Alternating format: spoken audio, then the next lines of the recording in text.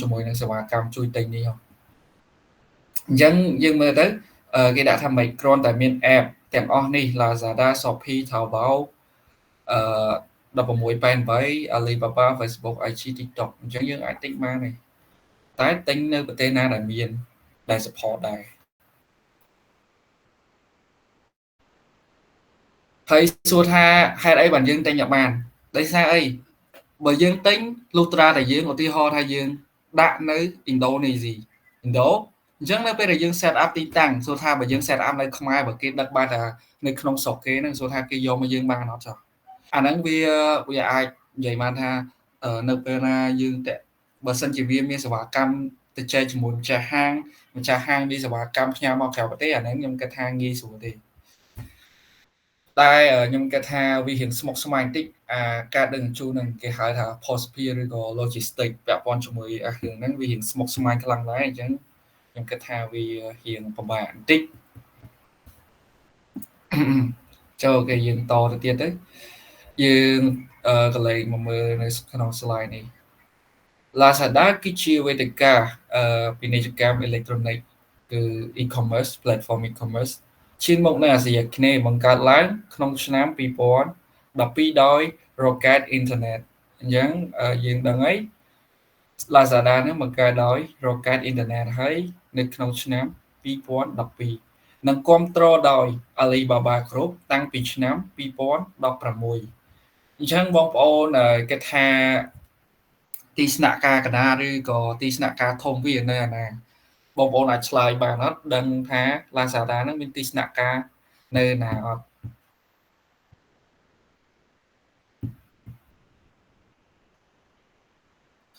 អូខេអញ្ចឹងដូចបងប្អូនឃើញកន្លែងនេះ Alibaba Group កុំច្រឡំថាអានេះគឺជារបស់ Alibaba Group ហើយវាអីគេបានន័យថាវាមានទីស្នាក់ការធំនៅចិនគឺមិនមែនទេគឺទីស្នាក់ការធំរបស់វាគឺនៅសង្ហបុរីហើយសម្រាប់Alibaba នេះនិយាយឲ្យស្ដាប់បានន័យថាគឺ collaboration បានន័យថាដៃគូសហការរបស់គេអញ្ចឹងដូចគេដាក់អញ្ចឹងនឹងគ្រប់គ្រងដោយ Alibaba Group តាំងពីឆ្នាំ2016អញ្ចឹងវាដំណើរការនៅប្រទេស6គឺឥណ្ឌូនេស៊ីម៉ាឡេស៊ីហ្វីលីពីនសង្ហបុរីថៃនិងវៀតណាមដោយផ្ដល់ជូនផលិតផលចម្រុះដូចជាគ្រឿងអេឡិចត្រូនិកសម្លៀកបំពាក់និងគ្រឿងសម្អាងអញ្ចឹងមិនថាគេហទំព័រណាទេវាសិតតែដូចគ្នាហើយសួរថាលោកគ្រូមិនលោកគ្រូលើកដល់ website លក្ខណៈគេហទំព័របែបហ្នឹងមកអញ្ចឹងអូខេខ្ញុំទទួលស្គាល់ថាខ្ញុំលើកមកច្រើនដោយសារអីដោយសារគឺវាមានភាពខុសគ្នាវាមិនមែនដូចគ្នាទាំងអស់ណាអញ្ចឹងបានន័យថាបើយើងចេះច្រើនអញ្ចឹងទៅយើងយល់ពីគេហទំព័រនេះទៅនៅពេលណាដែរវិឈានដល់ប្រទេសខ្មែរបានន័យថា Lazada ឬក៏ Shopee ហ្នឹងអនាគតទៅអាចមាននៅប្រទេសខ្មែរអីចឹងយើងអាចវាលុបបានហើយយើងអាចប្រកួតប្រជែងបានហើយបានន័យថាយើងធ្លាប់រៀនយើងយល់ពី flow យើងយល់ពីអ្វីដែលកើតឡើងនៅក្នុងយើងអាចយកស្គាល់ហើយសិក្សាហើយខ្ញុំគិតថាអាពេលដែលបងប្អូនបានសិក្សាពីច្រើនគេហទំព័រអញ្ចឹងវាប្លែកគ្នាវាខុសគ្នាហើយការធ្វើទីផ្សារគេក៏ខុសគ្នាដែរគឺវានិយាយរួមទៅគឺវាចំណេញច្រើនវាពាក់ព័ន្ធជាមួយនឹង marketing ច្រើនដែរដូចយើងមើលនៅពេលខ្លះគេដាក់ការបញ្ចុះតម្លៃឬក៏គេធ្វើទីផ្សាររបៀបហ្នឹងជំរឿទៅដល់ slide មកមុខខ្ញុំគិតថាបងប្អូននិស្សិតនឹងឃើញហើយខ្ញុំនឹងបញ្ចូលបន្ថែមអូខេអញ្ចឹងទោះបីមិនទាន់មាននៅកម្ពុជាការសិក្សាអំពី Lazada ជួយសិស្សនៅប្រទេសកម្ពុជាយល់ពីគំរូ e-commerce នៅទីផ្សារអាស៊ីអាគ្នេយ៍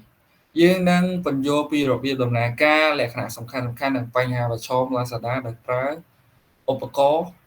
ឧទាហរណ៍ពីប្រទេសជិតខាងសម្រាប់ឧទាហរណ៍នេះដែរខ្ញុំអត់ចង់លើកច្រើនទេខ្ញុំអត់ចង់ឲ្យ slide វាបានន័យថាវាមេរៀនបានន័យថាអសវិច្រើនញ៉ៃអញ្ចឹងទៅបើបងប្អូននិស្សិតចង់លើកអីចង់មើលឧទាហរណ៍អីគឺនៅក្នុងសភៅគឺខ្ញុំលើកមកទាំងអស់ ចឹងសម្រាប់ឧទាហរណ៍នេះគឺខ្ញុំសុំ skip នៅក្នុង slide មេរៀនរបស់យើងបងប្អូនអាចបើកសភៅអានមេរៀនរបស់យើងហើយអាចមើលឧទាហរណ៍របស់គេទៅចុះអូខេខ្ញុំសុំទៅ slide បន្ទាប់ចឹងយើងមើលលក្ខណៈសំខាន់របស់ Lazada Lazada គឺជាវេទិកា e-commerce ជាមុខនៅអាស៊ីអាគ្នេយ៍ផ្ដល់បទពិសោធន៍ទំនិញទិញទំនិញអនឡាញដ៏ងាយស្រួលដោយបញ្ចូលគំរូពាណិជ្ជកម្ម B2C គឺ business to consumer និង C2C បានន័យថា consumer to consumer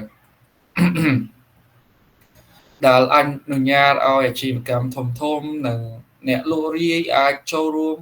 លក់ផលិតផលនៅលើវេទិកានេះបានអញ្ចឹងអានេះគឺគេសំដៅតែ local បានន័យថានៅក្នុងប្រទេសគេហ្នឹងគឺនេះយើងមើលទៅលក់បានទាំងអាជីវកម្មធំនិងអ្នកលក់រាយបានន័យថាខ្នាតធំហើយនិងខ្នាតតូចយើងអាចបានន័យថាយើងអាចចូលលក់បានទាំងអស់មិនមែនតម្រូវឲ្យតែបានន័យថាអាជីវកម្មខ្នាតធំទេអញ្ចឹងសូម្បីតែអ្នកលក់រាយឬក៏លក់ធម្មតាក៏យើងអាចសាកល្បងបានដែរអញ្ចឹងយើងមើលទី1គឺមានផលិតផលចម្រុះ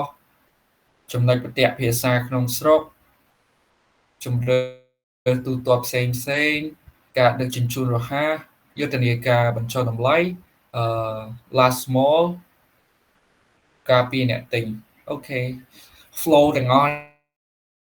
ហើយខ្ញុំគិតថាវាដូចទៅនឹងគេអត្តពលផ្សេងដែរចំណុចទាំងអស់ហ្នឹងគឺវាសុទ្ធតែដូចគ្នាសូមញ៉ាំទឹកបន្តិច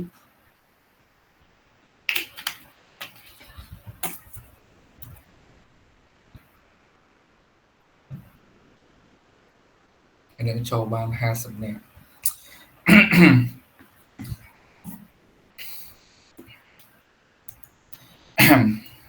អូខេយើងតទៅទៀត slide នៅដូចជាច្រើនណាស់អញ្ចឹងផលិតផលចម្រុះ Lazada មានផលិតផលរាប់លានមុខចាប់ពីទូរស័ព្ទសម្លៀកបំពាក់គ្រឿងសម្អាងរហូតដល់គ្រឿងប្រើប្រាស់ក្នុងផ្ទះនិងបំពេញតម្រូវការអតិថិជនគ្រប់ប្រភេទអញ្ចឹងបងប្អូនអាចលើក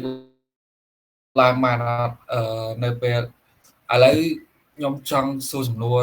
ពាក់ព័ន្ធជាមួយនឹងការលក់របៀបសម្ភារៈមកទឹកឬក៏បានន័យថាគ្រឿងប្រើប្រាស់ប្រចាំថ្ងៃដូចជាទូដូចជាអីផ្សេងរបៀបរបស់មកទឹកបងប្អូនដែលឃើញគេលក់អត់ទៅលើគេហទំព័រណាមួយទីហោរបៀបរបស់មកទឹកអីដូចឃើញតានៅក្នុង Facebook លោកគ្រូហើយគេ24បាទបងបងឆ្លើយត្រូវហ្មងហើយគឺជាចម្លើយដែលធ្វើត្រូវហើយបងដូច Facebook អីហ្នឹងពីច្រើនគឺគេលក់ទូរស័ព្ទមកទឹកពីច្រើនគឺនៅក្នុងហ្នឹងគេលក់របស់មកទឹកតែសួរថាយើងអាចបើកអាជីវកម្មមួយបានអត់បានន័យថាម៉េចយើងបង្កើតជាលក្ខណៈbrand របស់យើងមួយ name ឬក៏យើងដាក់ logo អីរបស់យើងអាចបានអត់ហើយអាចប្រើប្រាស់ការទូទាត់អីនៅក្នុងនឹងបានអត់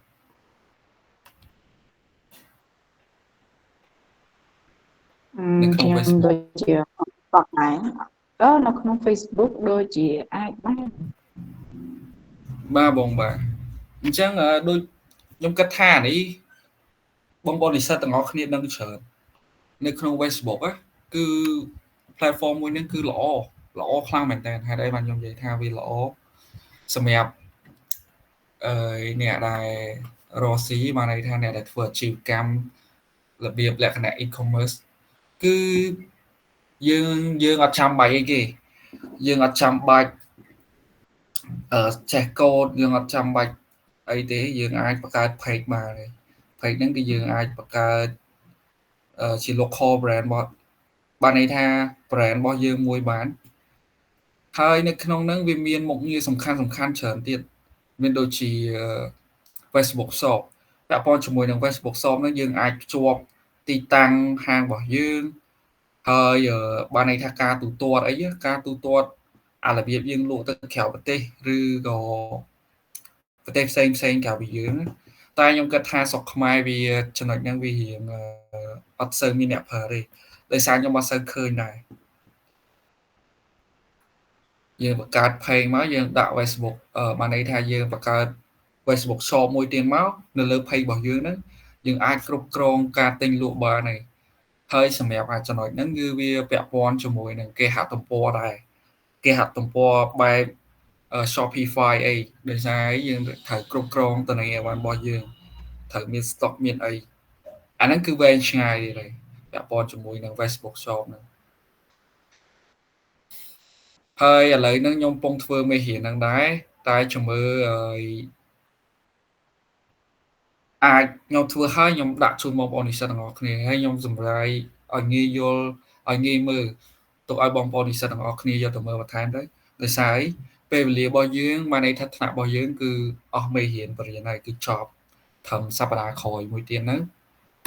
ដូចខ្ញុំបានលើកឡើងពីដំបូងអញ្ចឹងហើយមេរៀនថ្មីហ្នឹងខ្ញុំធ្វើសម្រាប់ពួកផ្ទាល់បានន័យថាសិស្សនិស្សិតដែលនៅសាកលវិទ្យាល័យផ្ទាល់ហើយនៅពេលដែលខ្ញុំធ្វើហើយអីហើយខ្ញុំតម្លាក់ជូនបងប្អូននិស្សិតទាំងអស់គ្នាវាមានច្រើនវាបែបលក្ខណៈ social media ដែលយើងប្រើប្រាស់រាល់ថ្ងៃហ្នឹងមានដូចជា Facebook Instagram TikTok ហើយនិង YouTube ហើយនៅក្នុងនោះវាមានចំណុចសំខាន់ដែលយើងអាចបានន័យថាយើងអាចធ្វើបែបលក្ខណៈ e-commerce បាន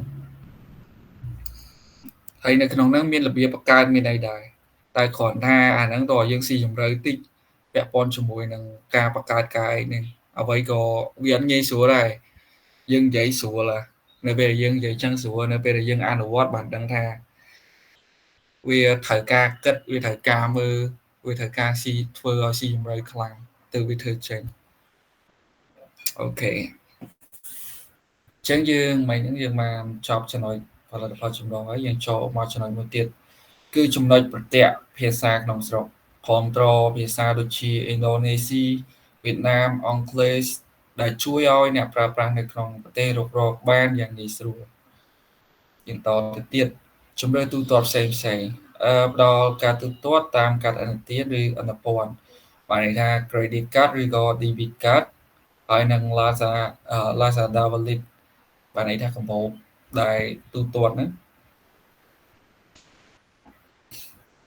នឹងសាច់ប្រាក់នៅពេលទទួលទំនិញ COD ហ្នឹង full របស់វាគឺ cash on delivery អាហ្នឹងគឺសម្រាប់អ្នកដែលអត់មានអ្នកដែលអត់ប្រើធនាគារគឺយើងអាចប្រើវិធីសាស្ត្រទូទាត់បែបនេះបានគឺ COD នេះវាស្រួលវាងាយស្រួលបានន័យថានៅពេលដែលតំណែងដល់ដៃរបស់យើងទូទាត់ទៅឲ្យគេទៅអាហ្នឹងឯងគឺគេហៅថា cash on delivery សម្រាប់បច្ចុប្បន្ននេះបើខ្ញុំតាមដានឃើញអ្នកដែលរកស៊ីក្នុងស្រុករបស់យើងបើសម្រាប់អ្នកនៅភ្នំពេញដូចគ្នាខ្ញុំគិតថាហ្នឹងហើយពីច្រើនគឺគេប្រើ COD នេះគឺអាចមានជំរឿនទូទាត់តាម ABA ឬក៏ធនាគារផ្សេងដែលមាននៅក្នុងស្រុកហ្នឹងហើយបើសម្រាប់អ្នកដែលតាមខេត្តវិញខ្ញុំគិតថាវារៀងពិបាកតិចអា COD នេះcash on delivery នេះគឺវាមិនងាយទេដោយសារអីភាគច្រើនអ្នកដែលធ្វើអាជីវកម្មមួយនៅពេលដែលមានអតិថិជនតាមខេត្តគាត់កំងអីវ៉ាន់គាត់អីគឺតម្រូវឲ្យបាញ់លុយមុនហើយដោយសារអីយើងអត់មិនមែនឲ្យអ្នកដឹងជូនតខ្លួនរបស់យើងដឹកទេគឺយើងប្រើរបៀបសេវាកម្មដឹងជូនផ្សេងបានន័យថាដូចជារយៈបុណ្យធម្មឬក៏ JNT អីចឹងទៅអញ្ចឹងពាក់ព័ន្ធជាមួយនឹងក្រុមហ៊ុនដឹងជូនទាំងអស់ហ្នឹងមិនមែនទៅទារលុយពីអតិថិជនមកឲ្យយើងទេអាហ្នឹងយើងត្រូវយកលុយពីអតិថិជនហើយទៅយើងតម្លែបានឲ្យតែវារៀងមានផលវិបត្តិបន្តិចផងថាដោយបងប្អូននិស្សិតឃើញអញ្ចឹងគឺបច្ចុប្បន្នគឺមានអ្នកបោកច្រើនណាបោកអារឿងអីគេឃើញគេ post ពេញ Facebook ពាក់ព័ន្ធជាមួយនឹងការទិញតំណែងអនឡាញទិញអីហើយបាញ់លុយបាញ់អីហើយអត់មានអីវ៉ាន់អត់មានអីហ្នឹងអាហ្នឹងគឺជាការបោកប្រាស់គ្រាន់តែបាញ់លុយឲ្យភ្លាមបាត់ផេកអីបានន័យថាចូលមើល account មួយហ្នឹងឡើងឃើញបាត់គេ block យើងបាត់ហើយខ្ញុំអត់ដឹងថានិស្សិត បងប្អូននិស្សិតទាំងអស់គ្នាធ្លាប់ជួបអត់ទេតែគឺខ្ញុំឃើញខ្ញុំអាសាឃើញភាគច្រើនអញ្ចឹងបើសម្រាប់ខ្ញុំផ្ទាល់ហ្មង ខ្ញុំ បាទបង ព្រោះខ្ញុំធ្លាប់តែខ្ញុំវាគាត់តែងអីវ៉ាន់អញ្ចឹងនៅក្នុង page ហ្នឹងគឺគេ view video វាហ្នឹងគឺស្អាតល្អតែពេលដែល deliver មកដល់ដៃយើងខុសហ្នឹងប្រើអត់បាន អូបងដូចខ្ញុំដែរខ្ញុំមកសូវទុកចិត្តប្រហែលទេពាក់ព័ន្ធជាមួយនឹងតំណែងអនឡាញខ្ញុំនិយាយឲ្យស្មោះត្រង់ហ្មងភាគច្រើនបើខ្ញុំចង់បានអីមួយមិនថាសម្ភារៈប្រើប្រាស់អីទេគឺខ្ញុំព្យាយាមធ្វើម៉េចទៅដល់ហាងហាងណាដែលចិត្តទៅដែលអាចទុកចិត្តបានទុកចិត្តដើរមើលដើរទិញវិញអានេះសម្រាប់បទពិសោធន៍របស់ខ្ញុំណាហើយខ្ញុំតែតែប្រាប់អ្នកចិត្តខ្លួនអ្នកជុំវិញរបស់ខ្ញុំដែរគឺនៅពេលដែលយើងទិញអនឡាញគឺយើងឃើញតែវីដេអូទេគឺយើងបានទេអញ្ចឹងទៅយើងមិនដឹងថានៅពេលដែលមកដល់ដៃយើងពេញចិត្តអត់ទេគឺភាគច្រើននៅពេលដែលខ្ញុំទិញអនឡាញដូចបងនិយាយចឹងទិញ10ដងរបស់ហ្នឹងអាចយកជាការបានតែម្ដងពីរដងតែថាយើងសប្បាយចិត្តនៅពេលដែលយើងទិញតំណែងហ្នឹងបានហ្ន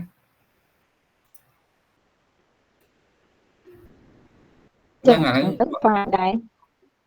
បាទបងបាទយើងអ្នកលក់គេផុសមកផ្សេងគេ review មកផ្សេងទៅតនៅពេលដែលមកដល់ដៃរបស់យើងចប់ហើយជំរឿតែមួយដែលអាចទុកចិត្តបានរបស់ហ្នឹងថ្លៃបើន័យថាមាន brand local brand របស់គេហ្មងហើយគេដាក់តម្លៃរៀងខ្ពស់អាហ្នឹងគឺទុកចិត្តបានហើយធានាឲ្យសាច់ដឹងល្អស្អាតអីរបស់គេហ្មងតែបើចេញយើងចង់ទិញអារបៀបរបស់ធូរថ្លៃអីអាហ្នឹងគឺពេលខ្លះទុកចិត្តអត់បានទេអាហ្នឹងសម្រាប់បទពិសោធន៍របស់ខ្ញុំ view ហ្នឹងពេលខ្លះគេកើត account ខ្លាំងខ្លាយអញ្ចឹងវាធ្វើ view ចេញមកច្រើនថាមាន view ច្រើនអញ្ចឹងណាតែជាក់ស្ដែងវាអត់ទេហ្នឹងហើយបងខ្ញុំត្រឹមឃើញព័ត៌មានមួយមិនដឹងថាបងប្អូននិស្សិតឃើញអត់ទេម្នាក់ស្រីហ្នឹងដូចជាគាត់មានមុខមានមាត់ដែរគាត់បានន័យថាគាត់រៀងបានន័យថានិយាយសួរស្ដាប់របៀបតារា TikTok អីចឹងទៅ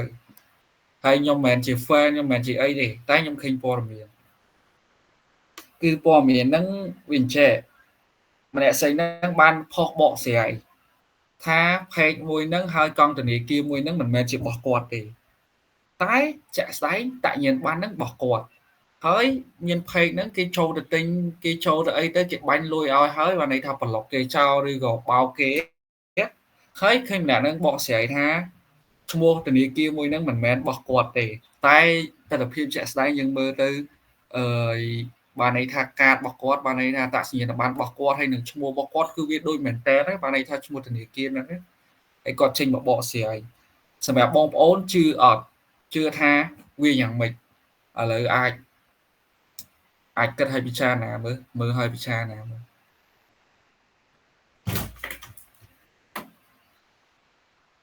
គាត់បកស្រាយដល់គាត់មានផុសតាងជាក់ស្ដែងមិនថាបង្ហាញតែនិយាយតែមាត់បានណាលោកគ្រូបាទ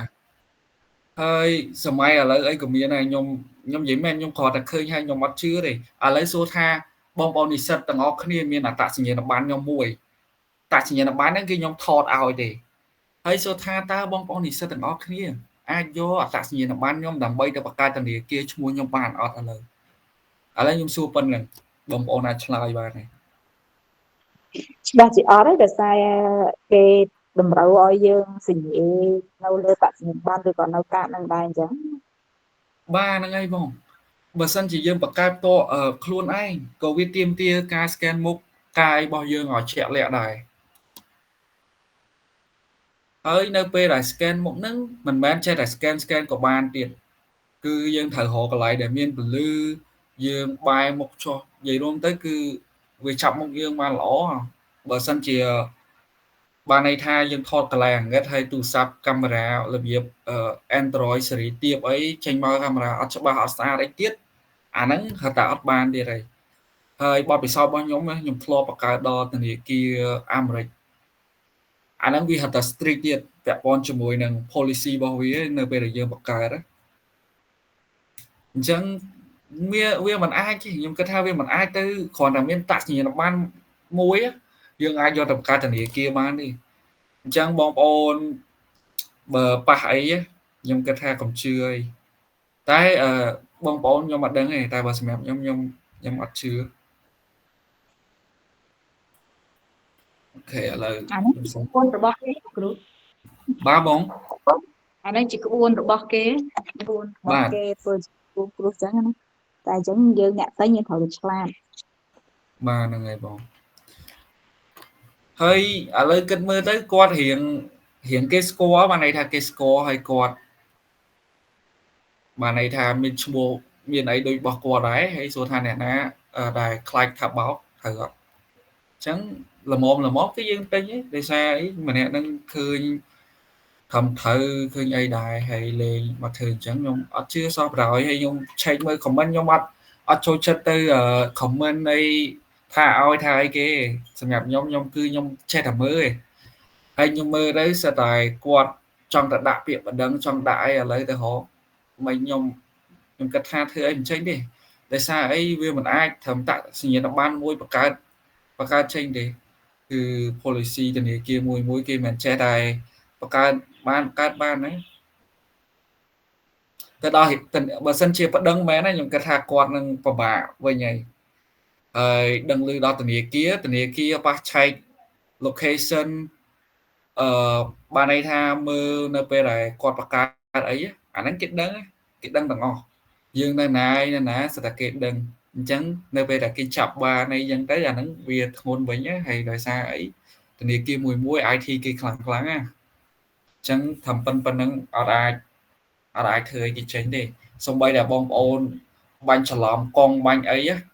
អាហ្នឹងយើងឲ្យធនាគារទៅឆែកឲ្យគេបិទអីហ្នឹងក៏បានដែរតែគ្រាន់ថាមិនដឹងថាគេដោះស្រាយបាន 100% អត់ទេពាក់ព័ន្ធជាមួយនឹងចំណុចហ្នឹងអូខេឥឡូវខ្ញុំសុំតទៅទៀតម៉ោង7ហើយអញ្ចឹងយើងចូលទៅដល់ការដឹកជញ្ជូនរហ័ស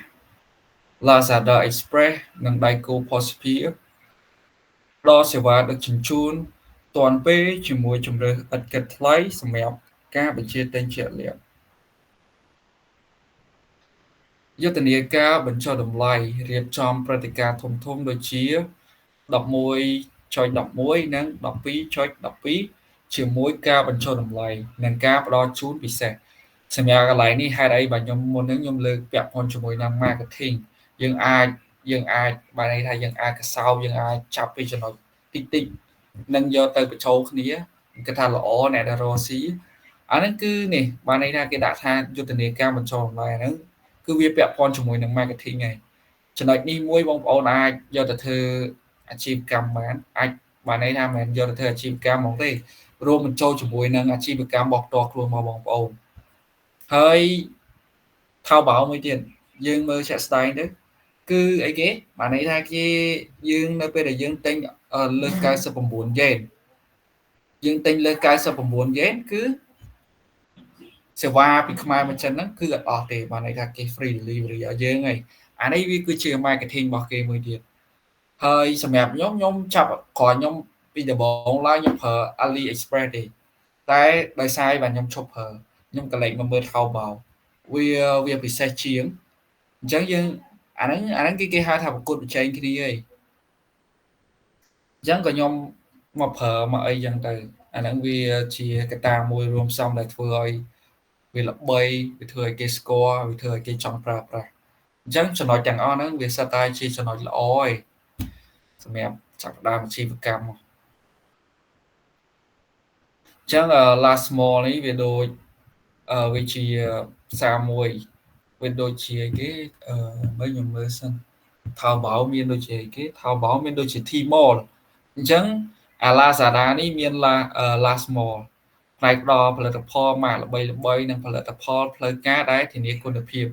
អញ្ចឹងនៅក្នុងហាង last mall នេះគឺយើងអាចទុកចិត្តបានហើយវាដូច T-mall នៅក្នុងថៅបោអញ្ចឹងអ្នកដែលធ្លាប់ប្រើថៅបោអ្នកធ្លាប់ទិញអីវ៉ាន់ពីចិនហ្នឹងគឺដឹងហើយយើងចូលទៅគឺ review គេមិនក្រោម 1000 ទេអញ្ចឹងតែលើ 1000 ហើយគឺ ផលិតផលហ្នឹងគឺយើងអាចទុកចិត្តបានគុណភាពក៏វាល្អទៅតាមហ្នឹងដែរហើយយើងមើលមួយទៀតគឺ rate ពី4ឡើងពី 4.5 4អីឡើងហ្នឹងផ្កាយគឺវាល្អហើយតែ Tmall ហ្នឹងដូចជា5អញ្ចឹងគឺវាអាចទុកចិត្តបានហើយនៅក្នុងហ្នឹងវាមាន rate ច្រើនណាស់មាន rate ដឹងជូនមាន rate ផ្សេង rate តំណែង rate អីហ្នឹង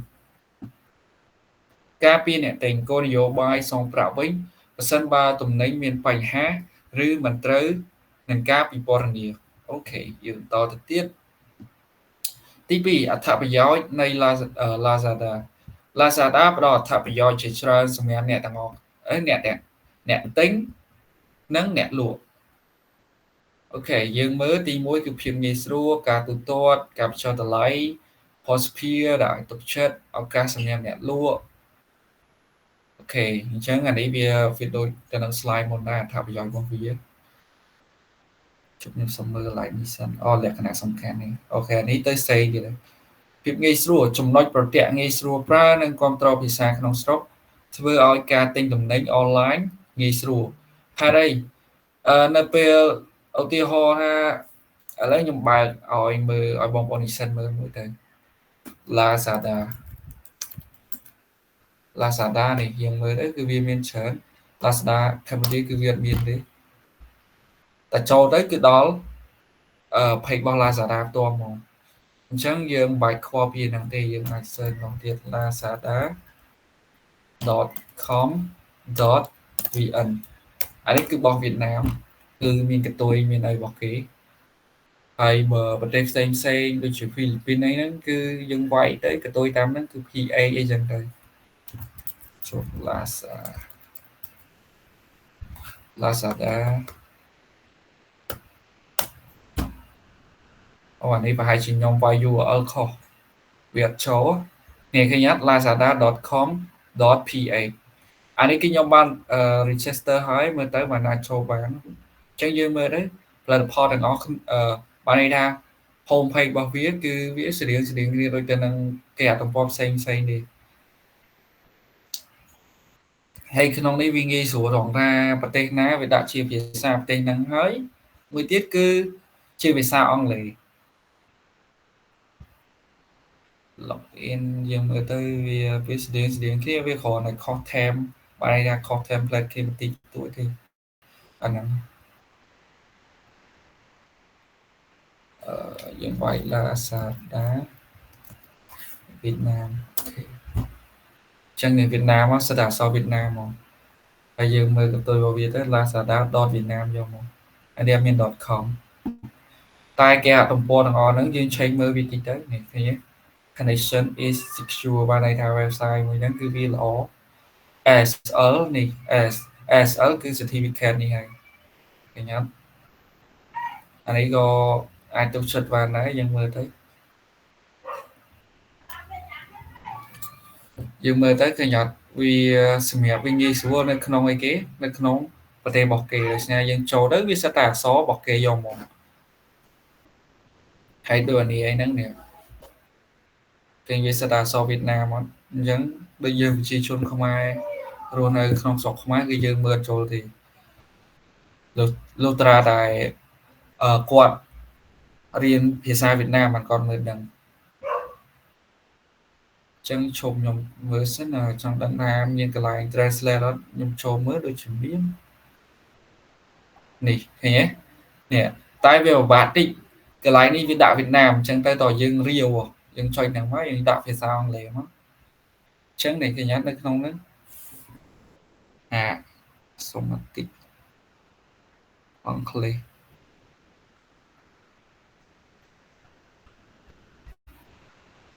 អូនេះមកហើយឃើញទេអញ្ចឹងនេះគឺវាមកជាភាសាអង់គ្លេសអូខេឥឡូវខ្ញុំ skip ចោលសិនទៅ skip អានឹងចោលខ្ញុំចូលមេរៀនរបស់យើងវិញការទូទាត់ COD cash on delivery ជួយអតិថិជនដែលមិនមានកាតឥណទានប្រើជួយអតិថិជនដែលមិនមានកាតឥណទានប្រើអញ្ចឹងសម្រាប់អ្នកដែលអត់មានធនាគារឬក៏បានន័យថាការទូទាត់នៅប្រទេសនីមួយៗហ្នឹងមានធនាគារអីហ្នឹងបើសិនជាអត់មានយើងអាចប្រើ cash on delivery នេះបាន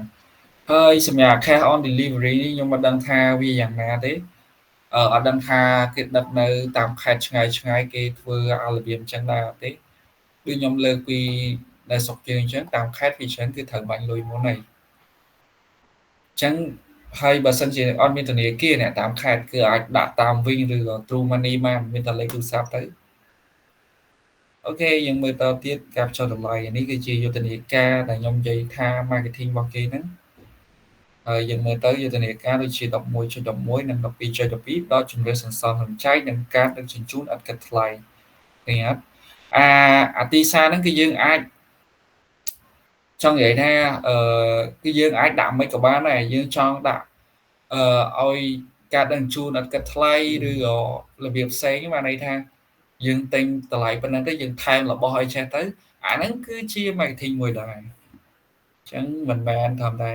យើងអាចធ្វើបាន 11.11 ក្នុងការដឹកជញ្ជូននេះទេគឺយើងអាចធ្វើផ្សេងបានហើយឬក៏អ្នកដែលទិញលើសពី 12.12 ឡើងទៅអាចចាប់ឆ្នោតបានរង្វាន់អីមួយដែរអាហ្នឹងគឺជា marketing មួយទៀតហើយអូខេផុសភាដែលអាចទុកចិត្តបាន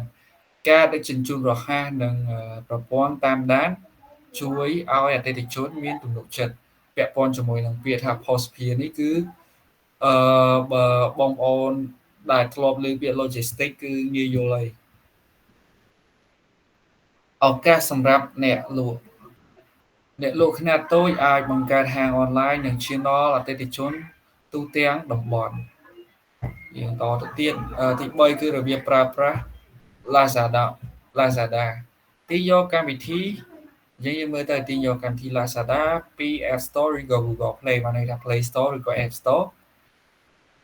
ឬចូលទៅគេហទំព័រឧទាហរណ៍ lazada.vn ឃើញទេដូចខ្ញុំ search មិញហ្នឹងតែវាមានភាពខុសគ្នាបន្តិចបន្តួចអាខ្លះវាមាន .com អាខ្លះអត់ចឹងទៅយើងអាច search ឈ្មោះខ្ញុំហ្មងទៅបង្កើតគណនីចុះឈ្មោះដោយ email ឬលេខទូរស័ព្ទស្វែងរកផលិតផលប្រើរបាស្វែងរកឬតម្រង់តម្លៃឬម៉ាកការវិតម្លៃដើម្បីជ្រើសរើសផលិតផលអញ្ចឹងយើងត្រូវមើលពាក់ព័ន្ធជាមួយតម្លៃម៉ាកហើយនឹងការវិតម្លៃបានន័យថា review ហ្នឹងពិនិត្យអ្នកលក់ជ្រើសរើសផលិតផលដែលមានការវាយតម្លៃខ្ពស់ឧទាហរណ៍ផ្កាយ4ឡើងទៅដូចខ្ញុំនិយាយមិញហ្នឹងពាក់ព័ន្ធជាមួយនឹងTmall ដែលនៅក្នុង Taobao និងពិនិត្យគុណភាពអូខេយើងមើលរូបភាពទៅពាក់ព័ន្ធជាមួយចំណុចហ្នឹងយើងមើលផ្កាយមើល red ផ្កាយហើយនឹងមើល red បានន័យថា view យើងមើលទៅនៅក្នុងហ្នឹងវាមានថតជាវីដេអូឬក៏រូបភាពពីអ្នកប្រើប្រាស់បានន័យថាពីអតិថិជនដែលបានទិញហ្នឹងទៅហើយអញ្ចឹងយើងមើលបើវាល្អយើងចាប់អារម្មណ៍យើងអីគឺអាចទុកចិត្តបានតែសម្រាប់ហ្នឹងកុំទុកចិត្ត 100% ពេកជាក់ស្ដែងដូចខ្ញុំមើលទៅខ្ញុំមើលពេលខ្លះការប្រើប្រាស់របស់គេហ្នឹងខ្ញុំគិតថាវាគ្រាន់តែជា account bot មួយដែលចូលទៅ comment ចូលទៅអីធ្វើឲ្យទុកចិត្តទេតែអាខ្លះវាមិនមែនអញ្ចឹងណាពេលខ្លះរបស់ខ្លាចតែបោកដែរហ្នឹងដោយសារអីតំណែងវាថោកហើយរបស់ហ្នឹងបើតាមយើងគិតទៅវាតម្លៃវាអត់ប៉ុណ្្នឹងទេហើយយើងមើលទៅ review មានជាវីដេអូហើយនឹងរូបភាពទៅវាបានរបស់ពិតអញ្ចឹងណាហើយយើងគិតថាជាមនុស្សជាអីយើងទៅយើងអាចទុកចិត្តបានយើងទិញទៅមកចាក់ស្ដែងវាបានទុកចិត្តអញ្ចឹងវាបញ្ហាមកពីកន្លែង review ហ្នឹងដែរដោយសារអីខ្ញុំគិតថាអាខ្លះវាបោកហើយដែរបើខ្ញុំនិយាយថាបោកខ្ញុំ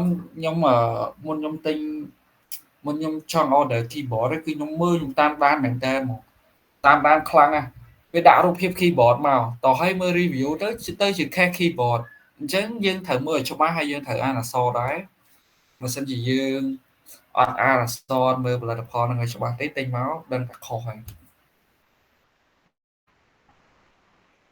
ឥឡូវយើងតទៅទៀតតាមដានការបញ្ជាទិញប្រើមុខងារតាមដាននៅក្នុងកម្មវិធីអញ្ចឹងភាគច្រើនគឺខ្ញុំលើកឡើងចឹងខ្ញុំប្រើប្រាស់ទៅលើ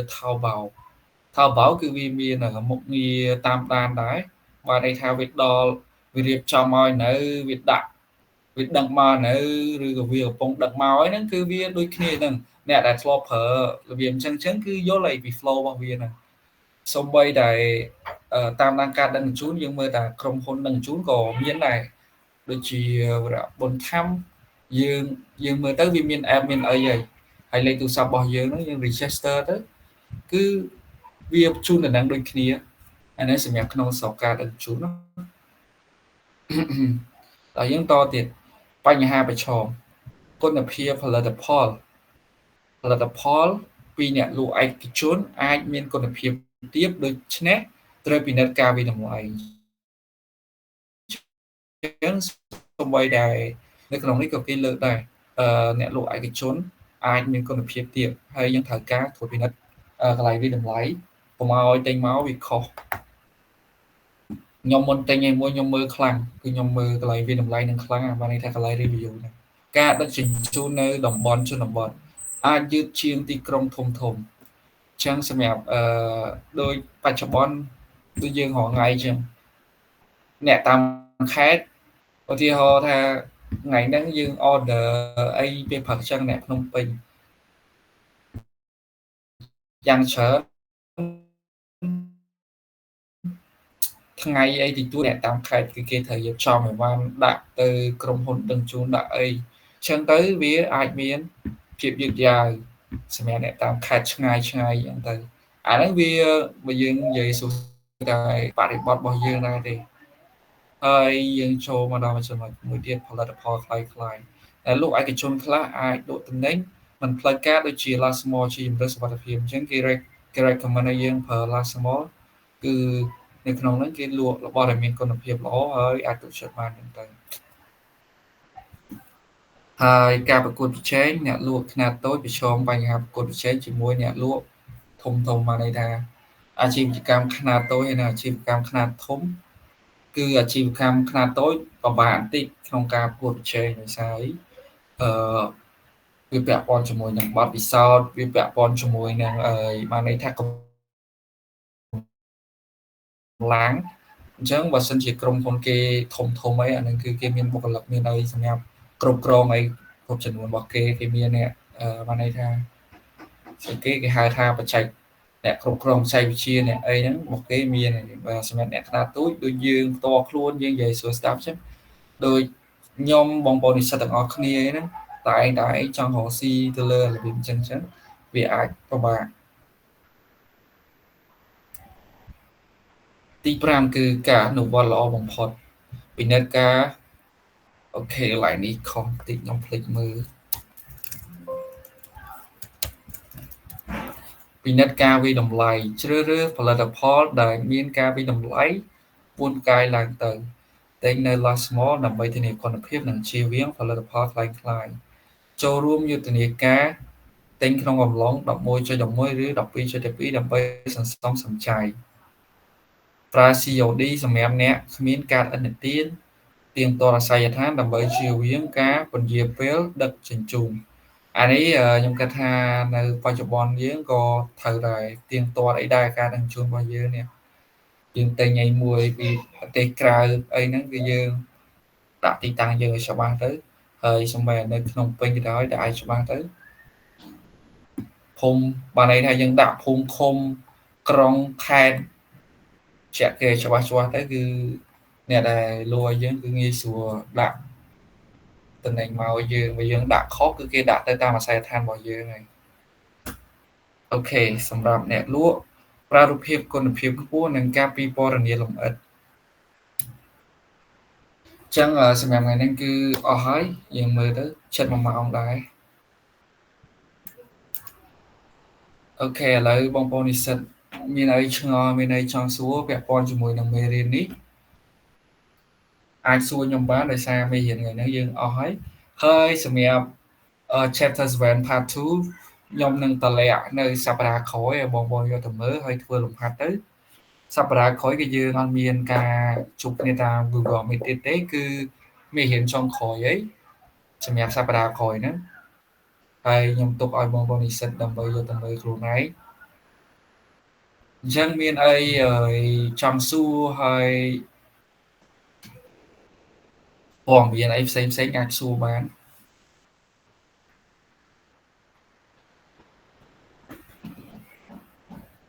បានន័យថាសួរមេរៀនហើយនឹងព័ត៌មានដែលពាក់ព័ន្ធជាមួយនឹងព័ត៌មានថ្មីដែលនៅក្នុងសាកលវិទ្យាល័យរបស់យើងឆ្ងល់អីគឺគេផុសអីចង់សួរចំណុចអីខ្ញុំអាចរៀបរាប់ឲ្យបានខ្ញុំអាចយល់ខ្ញុំអាចអីបានហើយនឹងមេរៀនដែលយើងកំពុងរៀននេះមានអីឆ្ងល់មេរៀនចាស់ចាស់ហើយនឹងថ្មីថ្មីហ្នឹងបងប្អូនមានអីចង់សួរដោយសារយើងចិត្តប្រឡងហើយ